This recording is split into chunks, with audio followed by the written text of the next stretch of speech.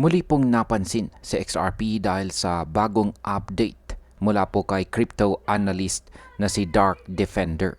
Gumamit po siya ng wave structure analysis para ipakita ang mga key resistance at saka support levels. Ayon po sa kanya, sa XRP ay kasalukuyang tumatagos sa unang weekly resistance at posibleng magsimula ng panibagong upward phase kung magpapatuloy po ang kanyang momentum. Kaya ayan po ang siyang ating pag-uusapan sa video na ito, pero bago po tayo magpatuloy ay pakibasa na lamang po muna ang disclaimer dito po sa ibaba ng ating screen. Yan, ano po ba ang mga price targets at saka resistance levels ni XRP? Check po natin dito yung tweet ni Dark Defender. Sabi niya, "The power of the waves. Initial weekly resistance is being broken now. XRP targets $4.39 and $5.85 Fibonacci levels. Support levels are at $3.01 and $2.85. As clear as it gets." Ayan po, palakin natin yung kanyang chart. At isa po kung saan isa po itong weekly chart time frame ng XRP USD trading pair. Ayan, ayon po kay Dark Defender, ang susunod po na major price targets ni XRP ay nakaabang po sa presyong $4.39 at saka $5.85 batay po sa Fibonacci retracement levels. Ang $4.39 ay katumbas po ng 161.80% extension, habang ang $5.85 naman ay ang 261.80%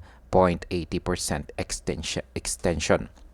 Yan, ang breakout na ito sa initial resistance ay nagpapakita po na unti-unti nang nabubuksan ang daan patungo sa mas mataas na presyo.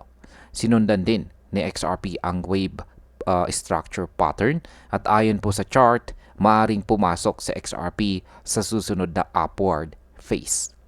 Kaya ang market impact po dito ay kapag nasustain ang breakout, may posibilidad po ng presyo ng XRP ay tumaas papunta sa $4.39 at saka $5.85 na maaari pong magdala ng bullish sentiment at dagdag na buying pressure sa market.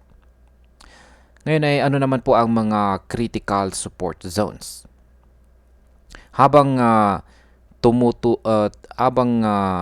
tumaas po sa mas mataas na price projections, yan, tinukoy din ni Dark Defender ang mga key support levels na nasa $3.01 at saka $2.85 na maaring maging areas kung saan makakahanap po ang buying strength, your buying pressure itong si XRP kung magkakaroon po siya ng pullback.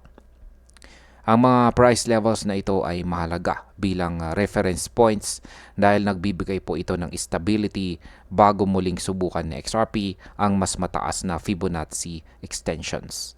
Mayroon din pong mas malawak na retracement zones sa downside tulad po ng $1.88 at saka extension sa itaas ng $5 para sa mga posibleng susunod na wave.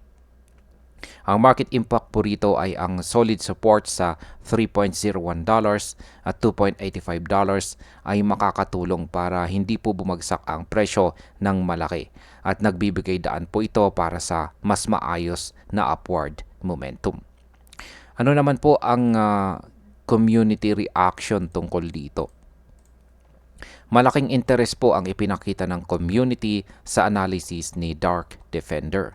Marami pong followers ang optimistic sa mga targets. Tulad po ng user na si Blue Tears na nagkomento na ang target price ay parang rocket at ang support level naman ay matibay na parang steel plate. Ang market impact po rito ay ang positibong reaction ng community ay nagpapakita po ng confidence ng mga traders at posibleng magdala ng dagdag na buying activity na susuporta sa breakout.